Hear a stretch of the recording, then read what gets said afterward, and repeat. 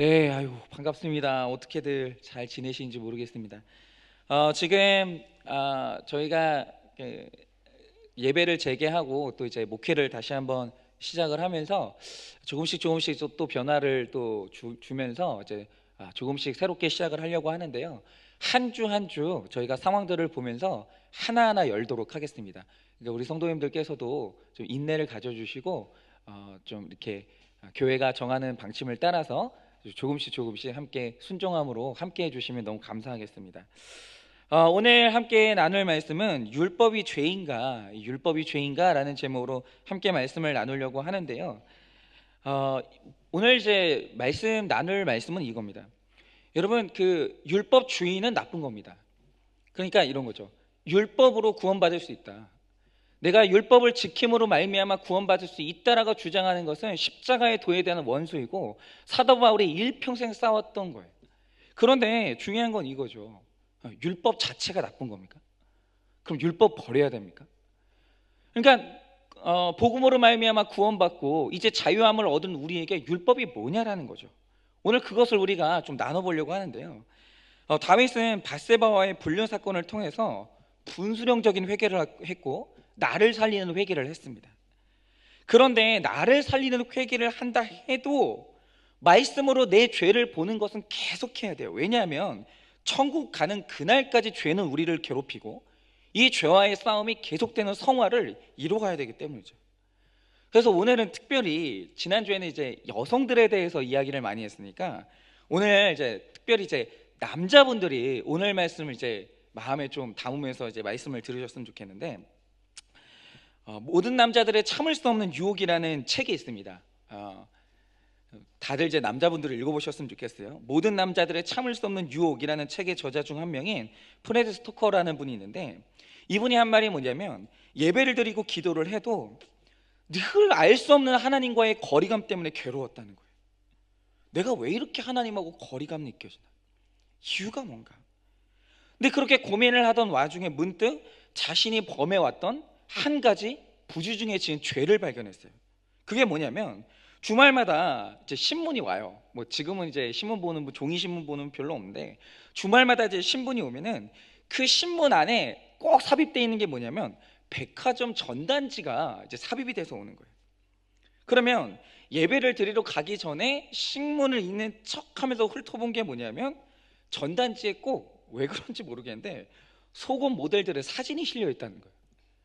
그걸 있잖아요. 신문 보는 척하면서 그 안에서 이제 그 안에 모르게 그걸 보는 거예요. 그러니까 주일 아침마다 컬러로 찍힌 속옷 모델의 사진을 은근히 기대하면서 그것을 오면 어김없이 그걸 펼쳐봤다는 거죠. 근데 이제 그러면서도 속으로 한 생각이 뭐냐면 그래도 내가 대놓고 야한 잡지를 사서 보는 사람들하고 다르잖아. 이거는 신문에 껴온 전단지야. 그냥 그거 한번 훑어보는 거야. 이렇게 하면서 자기를 합리화했다는 거죠. 여러분, 저도 마찬가지입니다. 저는 주일 설교 준비만 하는 게 아니고 사실 좀 모든 분들이 그러겠지만 설교 준비를 저는 매일 해야 돼요. 근데 설교 준비를 하다 보면 전 자료를 찾아야 되기 때문에 인터넷에 계속 켜놓고 있어요. 그러니까 그와 관련된 자료가 뭐가 있을까? 우리가 우리의 삶과 이어줄 수 있는 자료가 뭐가 있을까? 그것 때문에 계속 인터넷을 켜고 있거든요. 그런데 인터넷을 켜고 있으면 수시로 야한 장면들이 떠요. 수시로. 그러면 그 장면들을 보고 제가 목사니까 뭐야 그러면서 그냥 쓱 지나갈 수 있으면 얼마나 좋겠어요. 근데 있잖아요, 안 넘어가지는 거예요. 저도 모르게 한참 보게 돼요. 근데 보게 되는데 저 혼자 방 안에 있어도 대놓고 보는 게 아니라요, 이렇게 곁눈질로 계속 보게 돼요. 근데 이제 속으로는 그러면서도 내가 일부러 봤나 갑자기 뜨니 어쩔 수 없이 이게 보게 되는 거 아닌가라고 하면서 남 탓하고 세상 탓하는 거예요. 보면서도 하는 게 뭐냐면 세상 참 음란하다, 말쓰다 보면서 이러고 있는 거예요. 그러니까 저도 남자라서 이 눈의 범죄를 물 마시듯이 자연스럽게 범하게 돼요. 그런데 그렇게 범하다가 만약 갑자기 아내가 벌컥 문을 열고 들어온다고 하죠. 그럼 제가 어떻게 되겠습니까? 아내가 아무 말을 안 해도 수치심이 몰려오면서 앞으로 이 사람이 나를 어떻게 볼까, 한심하게 보게 되지 않을까, 이게 너무너무 두려워지는 거예요. 그런데 여러분, 왜 이런 감정이 들까요? 왜? 이게 뭐라고? 왜 이런 감정이 드냐 하면 이것이 죄라고 알려주는 하나님의 말씀, 즉 율법이 죄라고 알려줬기 때문이에요. 그러면 이 율법이 뭐냐라는 거죠. 여러분, 오늘날 이 복음의 시대에 율법이 우리에게 하는 일이 뭐냐라는 거예요. 오늘 우리는 이 바울을 통해서 도대체 이 신약 시대에 복음으로 말미암아 구원받은 우리에게 여전히 율법이 어떤 역할을 하는지 그 말씀을 좀 듣고자 합니다. 첫째로 율법은 죄를 알게 해줍니다. 7절입니다. 그런즉 우리가 무슨 말을 하리요? 율법이 죄냐? 그럴 수 없느니라. 율법으로 말미암지 않고는 내가 죄를 알지 못하였으니 곧 율법이 탐내지 말라 하지 아니하였더라면 내가 탐심을 알지 못하였으리라. 여러분, 율법과 죄는 불가분의 관계예요. 예수 그리스도의 십자가 사건으로 우리가 다 율법의 정죄와 지옥 권세에서 벗어났어요. 제가 분명히 말씀드리지만 예수님 믿고 회개하면 구원받습니다. 그러면 중요한 게, 자, 이제 우리에게 그러면 율법은 필요 없습니까? 그에 대한 이 바울의 대답이 뭐냐면 그럴 수 없다라는 거예요. 여러분, 우리가 율법으로 구원받는 게 아니라 예수 그리스도를 믿는 믿음으로 구원받는다 해도 율법은 없어져야 될 게 아니라 우리가 더 잘 알아야 되는 거예요. 왜냐하면 율법을 알아야 죄가 뭔지를 알게 되기 때문이에요. 여러분, 헬라어에 나와 있는 죄의 의미를 보면 보통 이런 겁니다.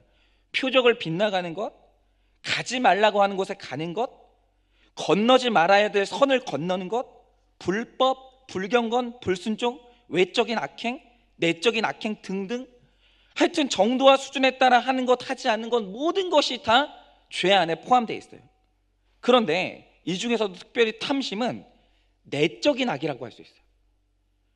여러분, 눈에 안 보이는 탐심이 심각한 죄가 된다는 사실 아십니까? 왜냐하면 하나님 외에 다른 신을 섬기고 안식일을 어기고 부모를 공경하지 않고 살인하고 도적질하고 간음하는 모든 죄가 탐심에서 비롯되기 때문이에요. 제가 요즘 이제 계속 엠번방 얘기를 하는데, 엠번방 참 진짜 모르겠어요.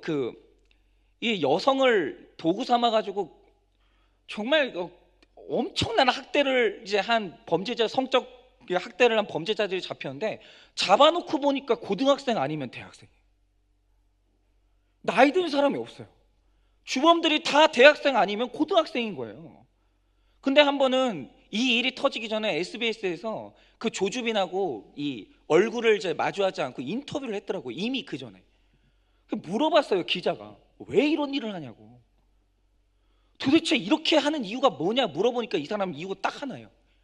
돈이 되기 때문에. 저는 돈 되면 다 한다고. 돈 때문에 이런 일들이 일어나는 거죠. 그러니까 여러분, 우리의 모든 문제의 끝에 뭐가 있냐? 탐심이 있는 거예요. 그런데 중요한 게 뭐냐면 현대의 심리학자들은 탐심을 죄라고 말하지 않아요. 왜냐하면 눈에 안 보이거든요. 그러면서 눈에 보이는 외적인 죄, 현상으로 드러난 도둑질이나 살인만 죄라고 선고하는 거예요. 그러니 여러분, 탐심이 있으면, 탐심이 해결되지 않으면, 천국에 못 간다고 율법이 말해주지 않으면 이게 죄인 줄 모르는 거예요, 세상에서는. 여러분, 율법은 외적인 행동과 언어로는 나타나지 않았을지라도 내 속에 있는 탐심이 죄라는 것을 깨닫게 해주는 거예요. 율법이 안 알려주면 이거 아무도 죄인 줄 모르는 거예요. 여러분, 서두에 소개했던 저자 프레드가 어떻게 자기 이 안에 있는 이게 죄라는 걸 알게 됐을까요? 여러분, 그는 마태복음 5장 28절의 말씀, 나는 너희에게 이르노니 여자를 보고 음욕을 품는 자마다 마음에 이미 간음하였느니라, 이 말씀을 보고 그가 깨달았기 때문에, 자기를 봤기 때문이에요. 여러분, 자신이 광고 전단을 보는 것뿐만이 아니라 일상생활에서도 자주 성적 농담이나 비유를 사용한다는 것도 그때 깨닫게 됐어요. 여러분, 그것은 에베소서 5장 3절에 음행과 온갖 더러운 것과 탐욕은 너희 중에서 이름조차도 부르지 말라고 하신 주님의 말씀을 무시한 거예요. 그러니까 율법을 보게 되니까 자꾸 내가 보이는 거예요. 숨겨졌던 내 죄가 깨달아지는 거죠. 여러분, 이 책에서 저자가 제시하는 남자들의 죄의 목록에는 흔히 생각하는 외도나 유흥업소 출입 같은 건 너무 당연해서 언급도 하지 않아요, 아예. 그러니까 저자가 오늘 우리에게 정말 심각한 죄로, 남자들의 심각한 죄로 언급하는 게 뭐냐면 늘씬한 여자가 지나갈 때 곁눈질로 훑어보기. 근데 곁눈질로 오래 훑어본 남자 없어요. 순식간 싹 봤다가 안 그랬다는데 눈을 다시 제자리로 돌려놓는 거죠. 그리고 직장에서 여성 동료의 뒷모습을 보면서 그 몸을 품평하는 것. 속옷 광고 모델을 멍하니 바라보는 것. 헐렁한 옷을 입은 여성이 몸을 숙일 때 눈을 피하지 않고 그 속을 보는 것 등, 여러분 모두가 알고 있지만 사소하게 여기는 것들을 가차없이 죄의 범죄에 놓고 있다는 거예요. 여러분, 저자가 상담했던 남성들 중에서는 출장 때 호텔에 머물 때마다 포르노 채널을 보는 남자, 가족이 자고 있는 아침 일찍 일어나서 운동 프로그램에 나오는 여성을 감상하는 남자, 또 이웃집 여자가 일광욕하는 모습을 훔쳐본 남자, 이런 사람들이 있었다는 거예요. 그러니까 이런 거를 보니까 목욕하는 밧세바를 훔쳐보다가 결국 이를 저지른 다윗이 생각이 납니다. 사실 이 같은 행동들은 엠번방 가입자처럼 완전히 중독된 사람들에 비하면 가장 낮은 1단계에도 미치지 못해요. 그러니까 남자들은 억울한 거예요. 이것도 죄인가? 예수 믿으면 이런 것까지 정죄받아야 되는 건가? 억울하죠. 그러나 크리스천의 기준은 사람이 아닌 하나님께 있기 때문에 온전한 거룩을 이루는 1단계가 아니라 0단계여야 된다고 이 책은 말하고 있는 거예요.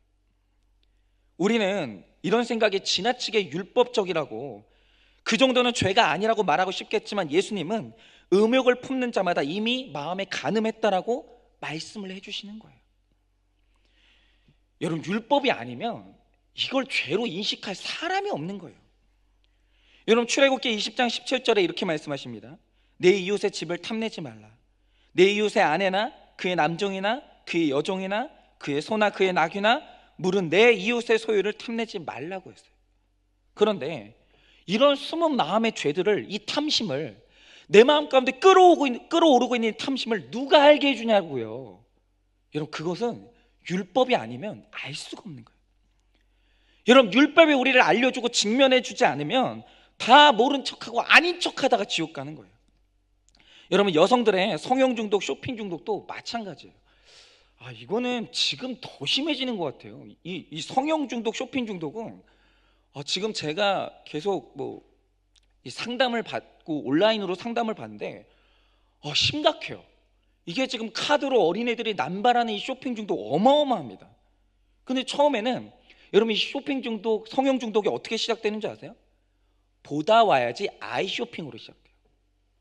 그냥 처음에는 예쁜 여자들 이렇게 성형 수술해서 이렇게 인생이 달라졌다는 여성들의 후기만 보는 거예요. 난 보기만 해야지. 그런데 마음에 드는 게, 그리고 마음에 드는 사연이 한번 꽂히면 밤에 잠을 자도 그 생각, 아침에 일어나도 그 생각에 사로잡히는데, 이렇게 물건을 흠모하는 것과 외도하는 것이 차이가 없는 거예요. 여러분, 이 모든 것이 탐심이라고 하는 동일한 죄의 뿌리에서 나오는 거예요. 물론 쇼핑도 필요한 건 해야죠. 그리고 어떻게 인간이 필요한 것만 사요? 그런 게 어디 있어요? 내 마음에 드는 것, 내 마음을 위로하는 것들 사야죠. 그러나 이게 중독 수준에 가게 되면 날마다 하고 와서 또 가고 싶고, 또 가고 싶고, 안 하면 불안하고, 남들 다 사는데 나만 안 사면 초라해지고, 이렇게 되는 거예요. 여러분, 육신은 죄의 도구예요. 그런데 내 육신에 숨겨져 있는 죄를 알려주는 게 바로 율법이라고 오늘 말씀을 하십니다. 적용 질문 드립니다. 우리의 드러나지 않은 탐심을 율법으로 알게 된 게 있으십니까? 우리의 드러나지 않는 탐심을 율법으로 알게 된 게 있으십니까? 여러분, 간음은 마음의 음란이 드러난 것이고, 살인은 마음의 미움이 드러난 거예요. 늘 현상이 있기 전에는 마음의 탐심이 있었던 거예요. 여러분, 우리 가운데 내적인 죄를 심각하게 보고 인정하지 않으면 그것은 반드시 언젠가 우리를 죽여요. 그러므로 외적으로 드러난 죄만 두려워하지 마시고 우리의 내적인 죄, 숨겨진 죄도 똑같이 두려워하셔야 되는 거예요. 두 번째로, 율법은 죄는 살리고 나는 죽입니다. 8절입니다. 그러나 죄가 기회를 타서 계명으로 말미암아 내 속에서 온갖 탐심을 이루었나니 이는 율법이 없으면 죄가 죽은 것입니다. 여러분, 죄가 율법을 기회 삼아서 탐심을 이뤘다고 합니다. 여러분, 이게 무슨 뜻입니까? 쉽게 말하면 율법이 하지 말라고 하니까 더 호기심이 생겨서 죄를 짓게 된다는 뜻이에요. 이게 우리 심리를 얘기하는 거예요. 그러니까 이런 거죠. 인간의 본성이 뭐냐면, 저만 그런 거 아니죠, 하지 말라고 하면 더 하고 싶어요. 이상한 게 뭐냐면, 길을 가다가 팻말이 딱 써 있어요. 절대로 들여다보지 마시오. 그러면 들여다보고 싶어요. 그냥 가다가도 뭐지 하면서 보고 싶어진다는 거예요. 여러분, 인터넷 화면에 19세 미만은 접속할 수 없습니다라고 하잖아요. 어떤 방법을 써서라도 뚫고 들어가 보고 싶어요. 무슨 내용이 있나 클릭하고 싶어지는 거죠. 그러니까 전혀 관심이 없던 사람인데도 만나지 마, 만나지 마. 그러면 도대체 어떤 사람인가 궁금해지는 거예요. 그럼 한번 만나보게 되는 거예요. 여러분, 이렇게 율법은 하지 말라고 하는 것은 하고 싶어하는 우리의 죄의 본성을 그대로 드러내고 고발하는 역할을 해줘요. 여러분, 이것은 마치 포도즙의 찌꺼기가 가라앉을 때는 잘 모르다가 흔들면 다 올라오는 것과 똑같아요. 여러분, 많은 주부들이 요즘에 그냥 또 난리 났지 않습니까? 또 부부의 세계가 난리가 났는데, 여러분, 소위 이제 우리 주부들이, 남성들도 그럴 것 같은데, 막장 드라마를 보면서 그렇게 욕해요. 그러니까 제가 예전에 보니까 연민정? 전 그 드라마는 못 봤거든요. 그게 드라마 이름이 뭐죠? 하여튼 연민정이라는 캐릭터가 엄청나게 이제 그 인기가 있었던 적이 있는데, 그 드라마를 촬영하려고 이제 바깥에서 이제 그 배우가 기다리고 있었어요. 그런데 어떤 아주머니가 버스를 타고 지나가다가 그 배우가 보이는 거예요. 그러니까 현실 배우와 TV 속의 그 역할을 혼동해가지고 이 아주머니가 연민정 역할을 하는 그 배우를 보고 야, 이 삐리리려나 그러면서 지나가는 거예요. 그러니까 이런 거죠. 보면 스트레스 받는 거예요. 보면 욕하는 거예요. 근데 웃기는 게 뭔지 아세요? 봐요. 다음 주에도 봐요. 여러분, 요즘 이 외도를 한 역할한 남자가 요즘 전국에 있는 여성들을 들끓게 한 그 대사가 있죠. 사랑에 빠진 게 죄는 아니잖아, 불륜을 저지러 놓고. 이걸 본 여성들이 일제 일어나가지고 댓글로 뭐 척죽일로 뭐 이렇게 내 남편이 저러면 나는 불태워 죽인다 막 이러면서 막 난리가 났어요. 그런데 있잖아요, 다음 주에 또 봐요. 그냥 하나 여쭤볼게요. 왜 볼까요? 욕하는데 왜 볼까요? 간단합니다. 겉으로는 불륜을 욕하지만 사실은 내 안에 그것을 궁금해하는 은밀한 마음이 있기 때문에. 다른 남자 만나면 어떨까? 야, 저런 여자랑 살아보면 어떨까? 그 불륜의 선을 넘는다는 건 뭘까? 이게 호기심이 우리를 자극하는 거예요. 여러분, 나쁜 줄 알고 화나면 안 봐야 되잖아요. 그런데 나쁜데도 보게 되는 것은 이유가 뭐냐면, 그 드라마가 하면 안 되는 것을 하고 싶어하는 우리의 죄성을 자극하기 때문이에요. 불륜하면 안 되는 거 알죠? 아는데 궁금한 거예요. 해보고 싶은 거예요. 여러분, 우리는요, 우리 스스로를 속이면 안 돼요. 여러분, 9절입니다. 전에 율법을 깨닫지 못했을 때에는 내가 살았더니 계명의 이름에 죄는 살아나고 나는 죽었도다. 여러분, 법을 몰라서 죄의식이 없을 때는 내 뜻대로 하고 다 살았어요. 그런데 계명의 이름에 죄가 내 안에서 살아나고 죄의식이 살아나고 내가 죽었다고 합니다. 여러분, 죄가 무엇인지 깨닫게 되자 죄의식이 살아났다라는 거예요. 내 힘으로는 율법을 지킬 힘이 없다는 걸 깨닫게 되고, 죄가 살아나니까 내 의가 죽게 되는 거예요. 이게 죄는 살아나고 내가 죽었다는 말의 의미예요. 여러분, 아무리 율법을 읽고 알아도 이 말씀이 나에게 이르러야 내가 죽을 수 있다는 거예요. 여러분, 율법이란 단순한 성경 지식이에요. 그러나 단순한 지식으로 내가 성경을 읽는 것이 아니라 성경이 나를 읽고 지나가는 살아있고 운동력이 있는 계명으로서 말씀이 내게 임할 때 죄는 살아나고 나는 죽는 은혜가 임하는 거예요. 여러분, 사도 바울은 유대인 중에 유대인이었고 율법으로는 최고의 지식을 갖춘 사람이었어요. 하지만 예수님을 만나고 계명이 그에게 이르고 나니까 그때서야 무서운 죄책감을 느끼는 거예요. 여러분, 그가 스데반을 돌로 쳐 죽이고도 죄의식이 없었어요. 그런데 말씀이 살아서 그에게 역사에서 깨달아지니까 스스로를 죄인 중에 괴수라고 하는 거예요. 과공할 만한 내 죄를 보게 되는 거예요. 이렇게 내 안에 없는 줄 알았던 죄가 살아나고 내 의가 죽는 것은 하나님의 은혜가 아니면 설명이 안 되는 거예요. 오직 말씀을 통해서 오늘 나에게 하시는 하나님의 계명이 깨달아져야 이 일이 일어난다는 거죠. 여러분, 다시 아까 전에 그 책 이야기로 돌아가 볼게요. 저자가 제시하는 이 남자들이 죄를 이기는 방법은 의외로 간단해요. 그게 뭐냐? 내 속에서 죄가 살아있다는 게 인식이 되면 사소한 것부터 일단 적용을 하라는 거예요. 그러니까 참을 수 없는 유혹을 이기기 위해서는 먼저 성적 자극으로부터 눈을 피하라는 거예요. 눈을. 그러니까 저자는 실제로 교회에서 강의를 하면서 의도적으로 눈을 돌리는 훈련을 6주 동안 한다는 거예요. 그러니까 정말 이 훈련을 딱 시작하면, 저도 한번 이 훈련 해봤거든요. 예전에 제가 이 책을 읽었기 때문에. 근데 제가 그래, 음란한 것들을 눈으로 안 봐야지 결정을 하고 나면 그때 깨달아진 게 뭔지 아세요? 사방에 음란한 사진이 널렸어요. 사방에. 그때 깨달아져요. 죄와 싸우려고 하고 눈을 굶기려고 하면 그때 깨달아지는 게 뭐냐? 이게 모든 마케팅이 다 성적 마케팅이에요. 전부 다.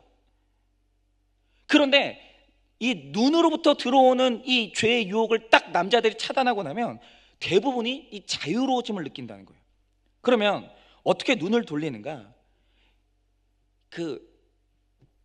정말 이 여성들이 좀 도와주셔야 돼요. 여성들이 죄라는 게 아니고, 남자들이 그만큼 약해요. 그러니까 야한 여자가, 이게 야한 옷을 입은 여자가 오면 즉시 먼저 눈을 돌리는 거예요. 감상하지 말고. 광고 전단지에서 딱 속옷 사진이 있다, 딱 눈을 돌리는 거죠. 그러니까 남자들이 제일 먼저 해야 될 게 뭐냐면 눈을 굶겨버리는 거예요. 눈을. 이걸 반드시 훈련해야 되는데, 훈련을 하는 것과 안 하는 것은 어마어마한 차이가 있는 거예요. 여러분, 이거 일리가 있는 처방입니다. 여러분, 대부분의 남성들에게 있어서 눈이 죄가 들어오는 첫 통로예요. 첫 통로.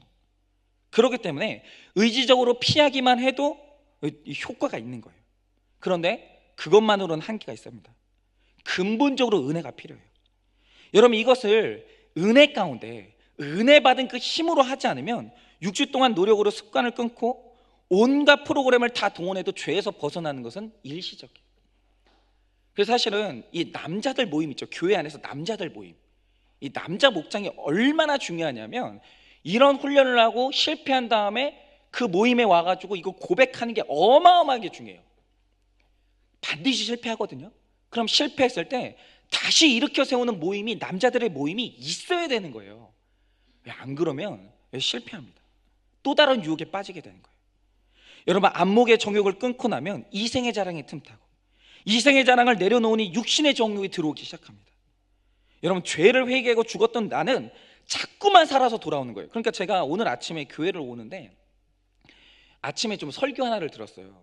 그냥 이렇게 유튜브를 보면 알 수 없는 알고리즘으로 계속 이제 저한테 설교를 이제 소개해 주는데, 어떤 목사님의 설교를 딱 들으니까 딱 그런 거예요. 예수 믿는다는 증거가 뭐냐라고 하면 끝없이 그 사람 안에서 새로운 간증이 있다라는 거예요.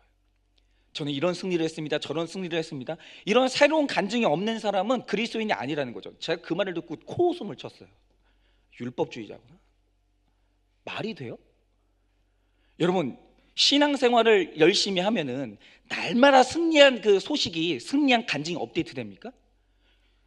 잘 들으세요. 우리 교회 다니는 분들은 잘 들으세요. 그런 일은 일어나지 않아요. 여러분, 예수 믿고 성령 충만하면 새로운 죄 고백이 있을 뿐이지 날마다 승리한 소식이 새롭게 업데이트 되는 일은 일어나지 않아요. 죄가 힘이 얼마나 센데 어떻게 그럴 수 있어요? 실패해도 돌아오는 걸 반복하는 거지, 죄 고백을 반복하는 거지, 날마다 승리의 소식이 업데이트 되는 건 일어나지 않아요. 날마다 우리 안에 시도하고 실패하고 다시 일으켜 세우고, 여러분, 이게 반복된다는 거죠. 여러분, 아주 소소해 보이지만 눈 돌리는 훈련을 했다는 것 자체가 율법이 죄라는 걸 인정하고 알려줬기 때문에, 여러분, 그것이 계명이 우리 마음 가운데 파고 들어왔기 때문에 이 훈련이 되는 거예요.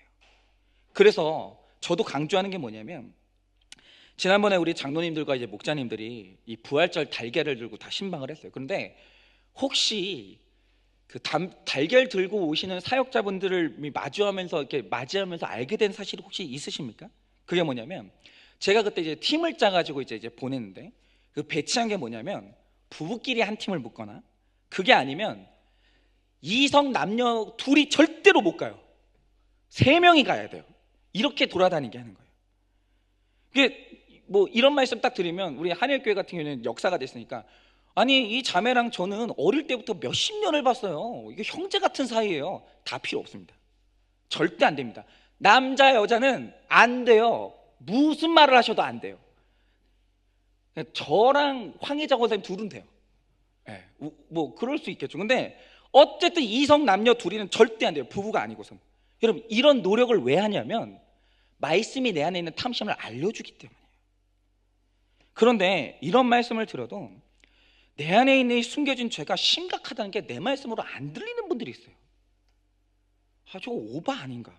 왜냐하면 율법이 내 말씀으로 안 들리는 거예요. 그러니까 내 안에 살아 역사하는 이 죄가 안 보이는 거죠. 적용 질문 드립니다. 매일 묵상하는 말씀이 나를 살리고 있습니까? 그리고 매일 묵상하는 말씀이 내 죄를 공격하고 있습니까?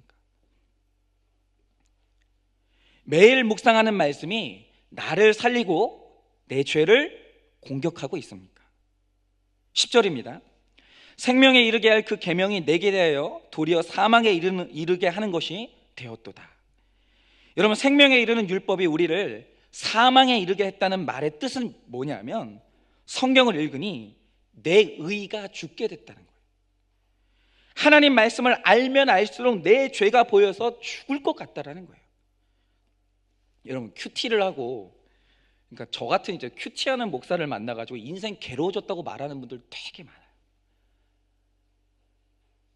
당신하고 대화하기 전에는 신앙생활을 할 만했다는 거예요. 즐거웠다는 거예요. 그런데 이 말씀을 듣고 구속사 말씀을 듣고 나서 인생 괴로워졌다고 말하는 분들 정말 많아요.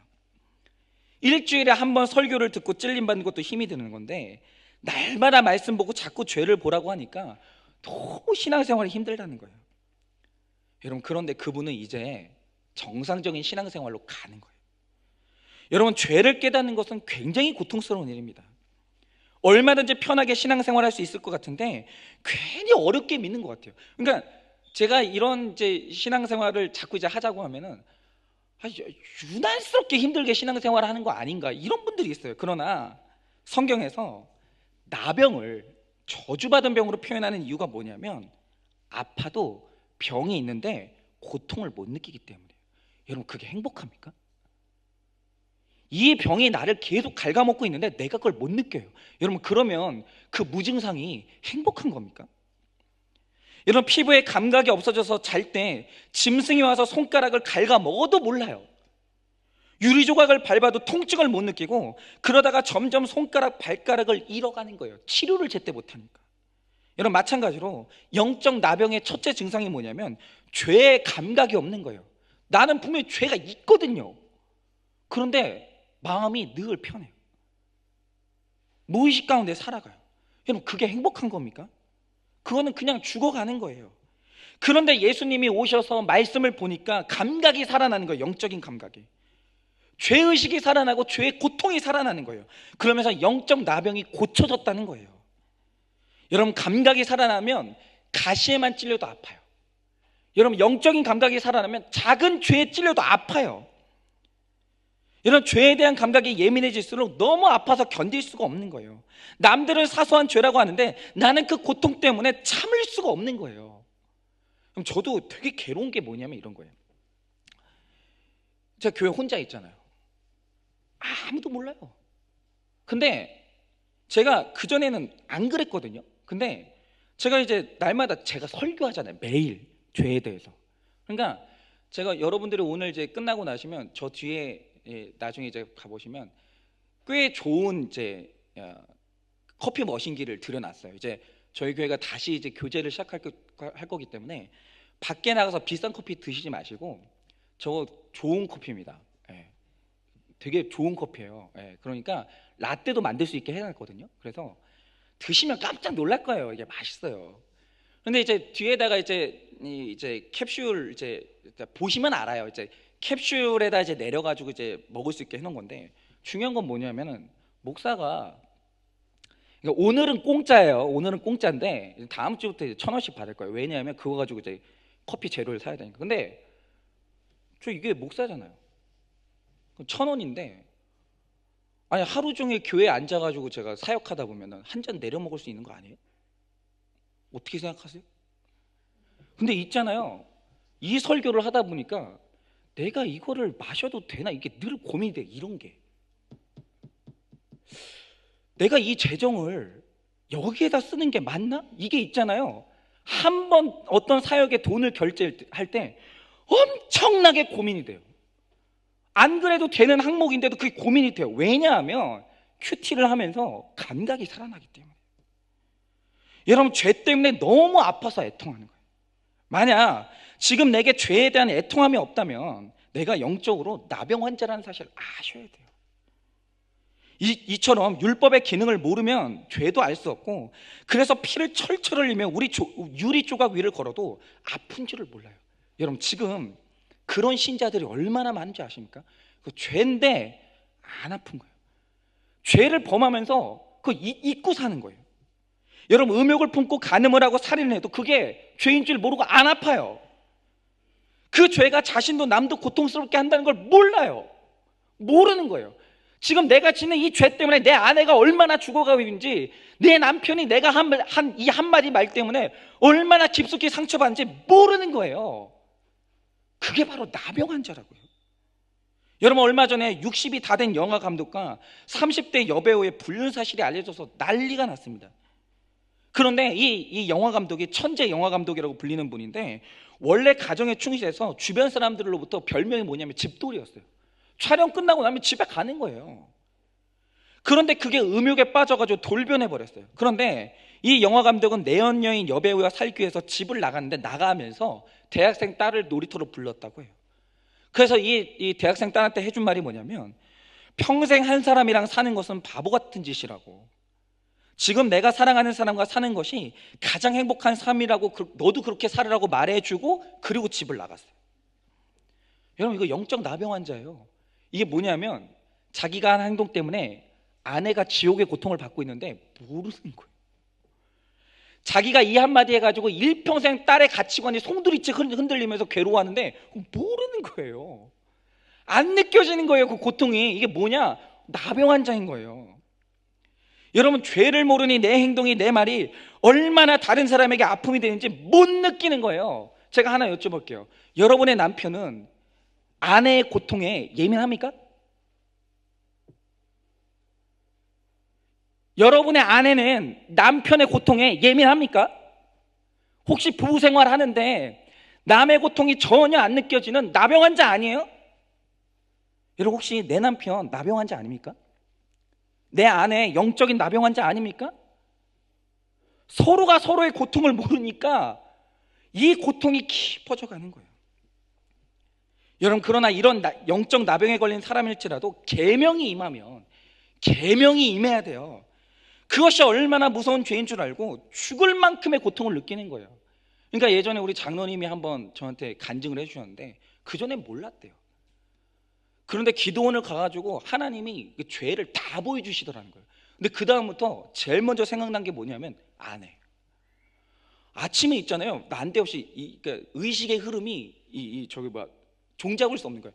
면도를 하는데 갑자기 아내가 불쌍해지고 울었다는 거예요. 이게 바로 회개예요. 이게 감각이 살아나면 이렇게 되는 거예요. 여러분, 적용 질문 드립니다. 말씀에도 죄에도 감각이 없는 영적 나병 환자는 아닙니까? 말씀에도 죄에도 감각이 없는 영적 나병 환자는 아닙니까? 11절입니다. 죄가 기회를 타서 계명으로 말미암아 나를 속이고 그것으로 나를 죽였는지라. 여러분, 죄는 언제나 자기 기만을 동반합니다. 이 보엔이라는 신학자는 죄의 기만을 세 가지로 정의했는데요. 그것은 죄 가운데서 만족을 찾을 수 있다. 이가 죄가 우리를 기만하는 세 가지예요. 죄 가운데서 만족이 있다, 죄에 대해서 충분히 핑계댈 수 있다, 죄의 결과로부터 도피할 수 있다. 이 세 가지가 죄가 우리를 속이는 기만이에요. 여러분, 죄는 우리가 이 죄를 지으면 이 죄 안에 만족이 있다고 속여요. 뭔가 허전하지? 야, 일생 한 번 사는 거 불같은 사랑 해봐야지. 이 여자를 만난 건 네가 젊을 때 뭘 몰라서 그랬잖아. 진짜 사랑을 만난 거야. 그냥 지나가면 안 돼. 계속 이렇게 꼬드겨요. 야, 넓은 집을 사봐. 넓어진 평수만큼 만족이 늘어나는 거야. 애들이 좋은 대학에 들어가면 만족을 찾을 수 있어. 이렇게 죄에 대해서 얼마든지 핑계댈 수 있다고 기만하는 거야. 너는 그럴 수밖에 없었어. 부모님 때문에 죄를 지은 거야. 환경 때문이야. 네 남편 아내가 너무 불성실했잖아. 네가 다른 남자 여자를 만난다 해도 잘만 숨기면 그거 지나가. 그냥 불장난 잠깐 하다가 없는 것처럼 그냥 지나가는 거야. 이렇게 계속 옆에서 죄를 속삭이고 부추기는 부모가 있고 친구가 있다는 거예요. 죄를 계속 핑계대게 해주는 거예요. 야, 포르노 한번 봤다고 누가 뭐라고 하나? 아니, 안 보는 사람이 어디 있어. 요즘엔 아빠들이 이 성교육한다고 아들하고 야동본대잖아. 괜찮아. 여러분, 이렇게 죄의 결과를 피할 수 있다고 계속 속이는 거예요. 그런데 그렇게 속이고 또 속여서 결국에는 나를 죽이는 것이 죄의 기만이에요. 여러분, 율법의 요구는 내적인 것과 외적인 것을 다 포함하고 있습니다. 살인하지 말라, 외적인 것이지만 내적인 것도, 내적으로 미워하는 것도 살인이니까 미워하지 말라는 거예요. 간음하지 말라, 외적이죠. 그런데 내적으로 음욕을 품어도 간음이라고 했어요. 외적인 살인과 간음도 안 하기 어려운데 내적인 미움과 음욕마저 품지 말라고 하니까 지킬 수 있는 사람이 없습니다. 그 틈을 타서 사단이 나를 속이는 거예요. 야, 너는 사람 손에 피 안 묻혔잖아. 실제로 가늠한 사람하고 그냥 상상만 하는 너는 질이 다르다니까. 여러분, 이것이, 그러니까 너는 구원에 이를 수 있어. 괜찮은 사람이야. 여러분, 이것이 죄가 기회를 타서 계명으로 말미암아 나를 속이는 거예요. 여러분, 어떻습니까? 여러분, 혹시 이 정도면 나는 괜찮은 사람이라고 스스로 생각하십니까? 살인한 적도 없고 바람 피운 적도 없고 누구에게 사기를 친 적도 없으니 흠이 없다고 그렇게 생각하십니까? 나 정도 살았으면 평균 이상인 거 아닌가? 그렇게 믿고 계십니까? 여러분, 그런 죄의 기만에 넘어가서 회개할 기회를 잃는다면 나에게 남는 것은 죽음뿐이에요. 율법은 죄를 알려줍니다. 율법은 죄는 살리고 나는 죽이는 거예요. 내 안에 죄의식은 살아나게 하고 내 의는 죽여주는 거예요. 그러므로 세 번째 율법은 선한 겁니다. 12절입니다. 이로보건대 율법은 거룩하고 계명도 거룩하고 의로우며 선하도다. 여러분, 율법을 보고 있으면 하나님의 의로운 성품이 나타나요. 구원에 이르는 지혜가 있어요. 구별된 삶, 거룩한 삶을 살게 해주는 것이 성경입니다. 어떻게 살게 해줍니까? 율법을 보면서 내 자신의 죄를 알게 되고 또 나 자신에 대해서 절망을 해가니까 율법은 거룩하고 의롭고 선한 거라는 거예요. 그러니까 로마서 7장 14절부터 계속 읽어보면 이렇게 기록되어 있습니다. 우리가 율법은 신령한 줄 알거니와 나는 육신에 속하여 죄 아래 팔렸도다. 내가 행하는 것을 내가 알지 못하노니 곧 내가 원하는 것은 행하지 아니하고 도리어 미워하는 것을 행함이라. 만일 내가 원하지 아니하는 그것을 행하면 내가 이로써 율법이 선한 것을 시인하노니. 이 구절을 표준 세 번역으로 보면 이렇게 미워하는 그 일을 행하면서도 그것을 행하면 안 되겠다고 생각하는 것은 곧 율법이 선하다는 것에 동의를 하는 거예요. 죄를 지으면서도 죄책감을 느낀다, 그것은 율법이 선하다는 걸 동의하는 거예요. 여러분, 이렇게 번역되어 있습니다. 그러니까 내가 죄를 지으면서도 이 죄를 끊어야 돼 이렇게 생각하는 것은 율법이 이미 나에게 율법이 선하다는 그 사실을 알려줬기 때문에. 여러분, 말씀을 모를 때는 죄 짓지 말아야 되는 생각을 못 했는데 하나님을 믿고 그 말씀이 옳다는 것을 알기 때문에 죄를 지으면서도 안 지어야 된다는 이 마음의 저항이 있다라는 거예요. 이게 그리스도인이에요. 아예 죄 안 짓고 저는 날마다 승리하는데요, 이게 아니라 죄를 지으면서도 이 마음 가운데 죄를 향한 끝없는 이 반감이 일어나는 것, 그것이 바로 그리스도인이라는 거예요. 여러분, 온갖 합리화를 하면서 우리가 미워하는 그것을 행할 때 얼마나 그 때가 얼마나 많은지 모릅니다. 뇌물, 외도, 거짓말, 술, 담배 같은 것들은 말할 것도 없어요. 여러분, 내적으로 짓는 미움, 음욕, 시기, 질투 같은 것들을 율법이 죄라고 말하는데 우리가 얼마나 끊임없이 자동으로 마음 가운데 이 마음이 일어나냐라는 거예요. 끊임없이 질투해요. 이거는 습관이에요, 습관.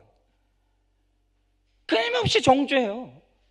끊임없이 교만하고 끊임없이 무시하는 거예요. 여러분, 이제 합리화를 멈추고 나 자신을 직면해야 돼요. 여러분, 이것을 직면하지 않으면 어떤 것도 해결되지 않아요. 실제로 하지 않았으니 죄가 아니다 이러지 말고 직면하세요. 여러분, 남편이 바람을 안 피우고 돌아와야 해결되는 게 아닙니다. 자식이 공부를 잘해야 해결되는 게 아니에요. 나도 실은 내 자신을 직면해야 되는데 그게 고통이지만 그래야 해결돼요. 여러분, 자신이 잘못 살았다는 걸 인정하는 게 얼마나 어려운 일입니까? 그래서 우리는 인정하는 게 너무 힘들어요. 그래서 저희가 이제 1대1 훈련을 하잖아요. 1대1 훈련을 하면 1대1 훈련을 할 때 제일 중요한 훈련이 있어요. 그게 뭐냐면 인정하는 훈련이에요. 사람 있잖아요. 남들은 다 아는 내 죄를 인정하는데 한 몇 주 걸리는 줄 아십니까? 4주 이상 걸려요. 4주 이상. 어떤 분들은 그 인정하는 거 하나 하는 데 있잖아요. 8주 걸리는 분들도 있어요. 그게 그렇게 힘든 거예요. 그런데 바로 이렇게 절망적인 죄인이 나를 직면하고 인정하게 해주는 게 그게 율법이에요. 여러분, 율법 앞에 바로 서면 직면하지 않고 인정하면 내가 할 말 없는 죄인이라는 사실이 다 드러나요. 그래서 율법만큼 고마운 게 없고 선한 게 없는 겁니다. 여러분, 죄가 드러나서 죄를 인정하는 것이 너무 힘들지만 그것을 인정하는 길만이 살 길이에요. 여러분, 율법은 선한 겁니다. 그런데 선한 것을 지킬 수 없어서 그게 바로 우리의 고통인 거예요. 여러분, 율법의 행위로는 하나님 앞에서 의롭다 하심을 얻을 육체가 하나도 없어요. 율법을 주신 이유는 죄를 깨닫게 하기 위해서예요. 그러므로 이렇게 말씀으로 내 죄를 직면하고 깨달은 사람만이 내 힘, 내 능력, 내 의지가 아닌 십자가의 은혜와 사랑이 얼마나 절실한지 깨닫게 되는 거예요. 여러분, 죄가 살아내는 은혜, 죄로 심히 죄되게 하는 것은 십자가 없이는 알 수가 없는 겁니다. 여러분, 율법이 선한 것으로 나에게 역사하려면 예수 그리스도의 십자가를 통과해야 돼요. 여러분, 십자가를 통과하지 않으면 끝까지 내가 할 수 있다고, 내 힘으로 살아갈 수 있다고 뚝심으로 버티는 거예요. 여러분, 교회에 오지 못하는 사람 가운데 경제적으로 왕노릇하는 사람, 인본적으로 착한 사람이 으뜸이에요. 그러니까 이런 거죠. 믿음 없는 남편이 있어요. 도덕적이에요.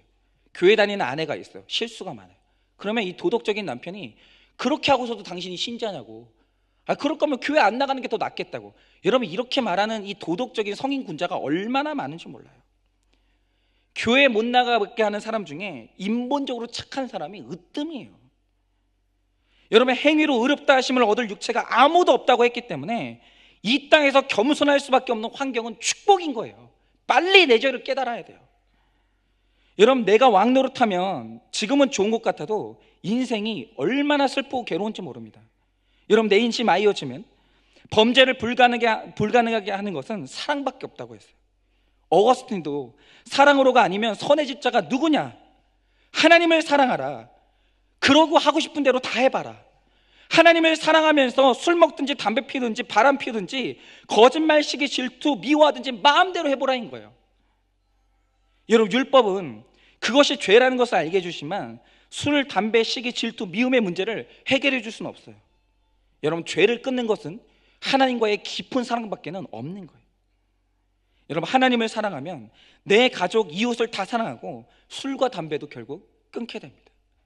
사랑 안으로 깊이 들어가야 돼요.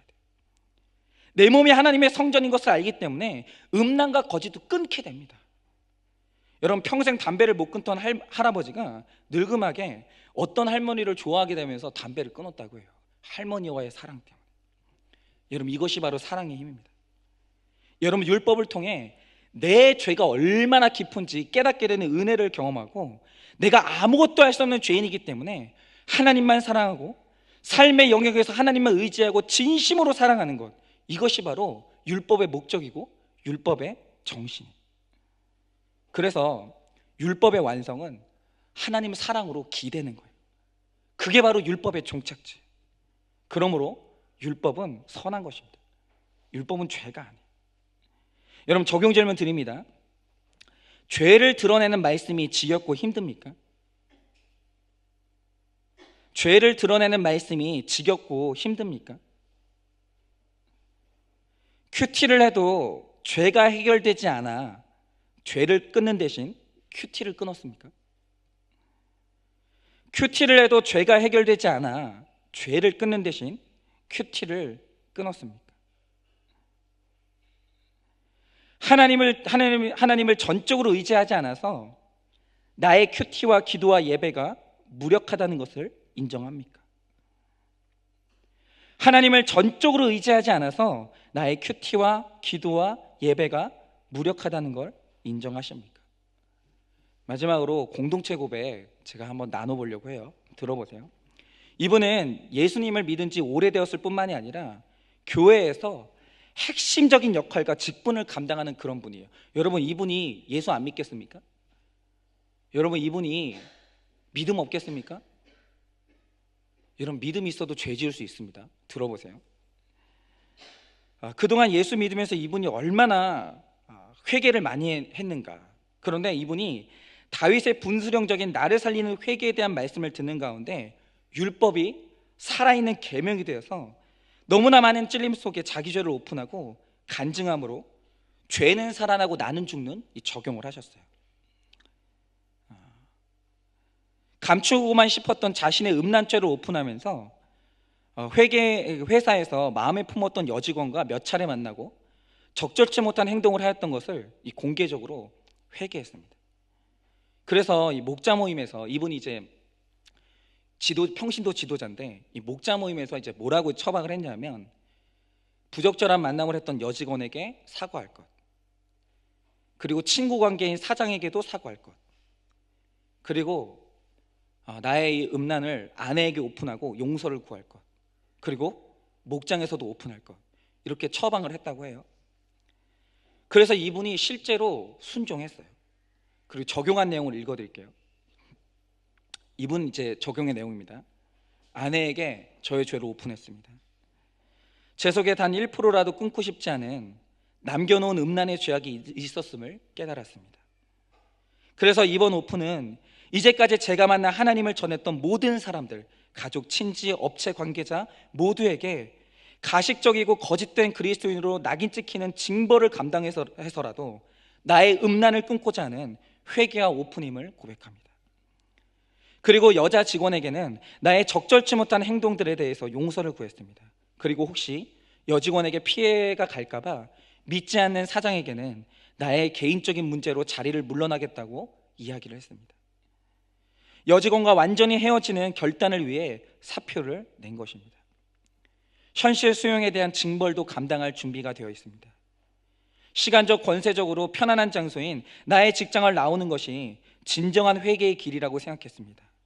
아내로부터 바닥까지 떨어진 개만도 못한 치욕의 말을 듣고도 말 못하는 저의 신세가 순간 죽고 싶기도 했습니다. 저 역시 여자 중독이 있음을 고백하며 여러 차례 음란의 죄를 범한 모든 것들을 회개합니다. 이것을 목자가 목장에서 눈물로 고백을 했어요. 그러자 목장 식구들도 모두 동일한 음란의 죄들을 하나씩 오픈하면서 회개의 역사가 일어났습니다. 직장의 사퇴도 결정되고, 이게 다 일주일 사이에 일어난 일이라고 해요. 교회에서 어떤 형태의 징벌도 다 끝나게 되면 다윗의 아들이 천국에 갔음을 확인했던 것처럼 저도 하나님 앞에 온전한 예배를 드릴 수 있을 것 같습니다. 여러분, 이분의 회개를 도운 것이 바로 율법이에요. 그러니까 이런 거죠. 괜히 예수 믿고 말씀 알아가지고 직장만 잃었잖아, 뭐 때문에 설교를 들어가지고. 여러분, 이렇게 말할 수도 있죠. 그러나 이 죄고백은 잃은 것에 비해서 훨씬 더 크고 강력한 은혜를 누리게 할 거예요. 여러분, 이렇게 한 사람의 진실한 회개는 나를 살리고 가정을 살리고 교회를 새롭게 하는 약재료가 되는 거예요. 이것이 바로 율법이 계명이 되어서 나를 회개케 하는 겁니다. 그리고 율법이 계명이 되어서 말씀으로 변화된다는 거예요. 여러분, 아직 깨닫지 못하는 분들도 있을 거예요. 저게 뭔 소리인가? 저렇게까지 살아야 되나? 미쳤다고 죄를 고백하나? 여러분, 이런 분들이 있을 텐데 깨달아지지 않을지라도 여러분, 말씀이 있는 공동체에 붙어만 있으시면 반드시 정해진 때에 말씀으로 찾아와서 우리를 변화시켜 줄 줄로 믿습니다. 말씀을 맺겠습니다. 율법은 죄를 알게 한다고 했습니다. 율법이 없으면 죄를 알 수 없습니다. 그러나 이 율법은 율법만으로는 죄를 이기지 못합니다. 율법은 죄의 능력을 알려주고 율법만으로 구원받을 수 없다는 사실을 깨닫게 해줘요. 여러분, 그러므로 율법으로 깨달은 내 힘으로는 이길 수 없는 그 죄를 가지고 십자가 앞으로 가야 합니다. 십자가 사랑으로만 율법이 율법되고 십자가의 사랑으로만 내 안에 있는 죄의 깨달음이 살아나요. 그리고 내 자신에 대해 절망하게 됩니다. 우리는 율법이 있어도 없어도 내 자신에 대해 절망할 수밖에 없습니다. 죄가 아니라 십자가 사랑 안에서 나를 보고 나에 대해 절망하며 울 일밖에 없는 인생이기 때문에 우리가 다 하나님께로 달려가야 됩니다.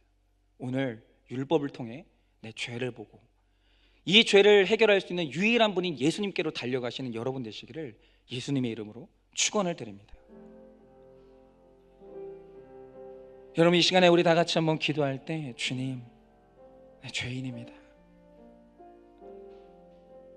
그리고 아직도 이 말씀이 와닿지 못하는 분들은 주님, 일평생 영적 나병 환자로 살다 죽지 않게 해주시고 내 죄를 깨닫게 해달라고. 오늘 내가 내 아내의 마음을 얼마나 깊이 찔렀습니까? 내가 얼마나 내 남편의 마음을 깊이 찔렀는지, 내 마음에 숨기고 살고 외면했던 죄가 얼마나 추악한 것인지 주님 살려달라고. 주님, 회개하고 나오니 나를 씻어달라고. 주님을 더 의지하게 해달라고. 이 시간에 회개함으로, 이 시간에 주님 의지하게 해달라고, 이 시간에 나를 좀 만나달라고, 우리 한번 그렇게 내 죄의 문제를 놓고 우리 한번 기도하도록 하겠습니다. 기도하겠습니다. 살아계신 하나님 아버지, 오늘도 살아계신 하나님 아버지 앞에 이 자리에 나와 하나님 우리 다 같이 기도합니다. 하나님 아버지, 그렇습니다. 하나님 얼마나 욕심이 많은지, 하나님 아버지 그렇게 죽이고 쳐내고 쳐낸다고 해도 하나님 아버지 욕심이 하나님 도저히 죽어지질 않는 하나님 아버지, 저를 하나님 아버지 내어놓습니다. 하나님 아버지, 날마다 하나님 앞에 회개하며 나아간다고 하지만 도저히 없어지지 않는 이 음란을 하나님 내가 어떻게 해야 될지, 하나님 아버지 그렇게 누른다고 해도 도저히 없어지지 않는 하나님 나의 교만을 하나님 아버지 어찌해야 되겠습니까? 하나님 아버지, 나보다 잘 되는 자가 있으면 질투하고, 하나님 아버지 나보다 저 잘 되는 자가 있으면 열등감에 빠지고, 하나님은 나보다 못한 자가 있으면 수없이 그를 하나님 아버지 정말 하나님 아버지 앞에서 교만하여 밟아대는 하나님 아버지 나의 숨겨진 죄악이 있사오니, 살아계신 하나님 아버지 이 시간에 하나님 아버지 앞에 두 손 들고 나아갑니다. 주님, 예수님 말고는 의지할 데가 없습니다. 예수님 말고는 이 죄를 해결할 데가 없사오니, 살아계신 하나님 아버지, 오늘도 우리를 이 죄를 깨닫게 하여 주시고 이 무거운 죄를 안고 주님께 더 나아가게 하여 주시옵소서. 온전히 나를 살리는 예수 그리스도께만 나아가게 하여 주시옵소서. 우리를 살리사 온전히 주님 아버지 앞에 살아나게 하여 주시고 나의 모든 죄가 해결되는 우리가 될 수 있도록 주님께서 역사하여 주시옵소서. 하나님 아버지, 오늘도 말씀을 통하여서 하나님 내 안에 있는 이 무서운 죄를 알게 되었습니다. 주님, 하나님 숨길 수 없는 죄인입니다. 하나님, 내가 인간과 인간끼리 비교하면서 나 자신이 괜찮다고 해봤자 하나님을 만났을 때 할 말 없는 죄인임을 우리는 절대로 외면할 수가 없습니다. 하나님 아버지, 우리의 죄를 깨닫게 해주사 하나님 이제는 우리의 영적 감각이 살아나 나 때문에 내 아내가 얼마나 아팠는지, 나 때문에 내 남편이 얼마나 아팠는지, 내 자녀가 나 때문에 얼마나 아팠는지, 나의 행실로 인하여서 내 부모의 가슴에 얼마나 큰 대못이 박혔는지 이제는 깨닫게 되는 회복이 있게 하여 주시고, 이 무거운 죄를 안고 오직 주님께 나아가 더 주를 사랑하여 이 죄를 이기는 우리가 될 수 있도록 역사하여 주시옵소서. 하나님, 속히 하나님 우리가 함께 나눌 수 있는 이 모임이 다시 회복되게 하여 주셔서 정말 이 죄의 이야기를 마음껏 나누고 마음껏 회개하고 우리가 서로가 죄를 이길 수 있는 힘을 서로에게 북돋아주는 이 소그룹 공동체가 다시 한번 시작될 수 있도록 주님께서 그날을 속히 허락하여 주시옵소서. 믿사오며 살아계신 예수님 이름 받들어 기도드립니다. 아멘.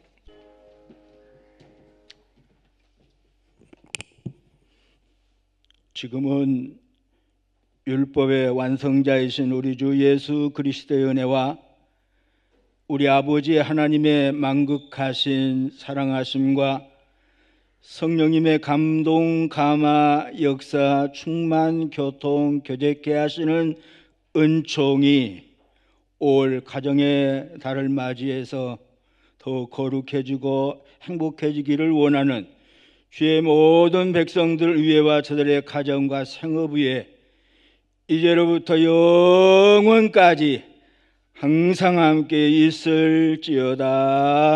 아멘.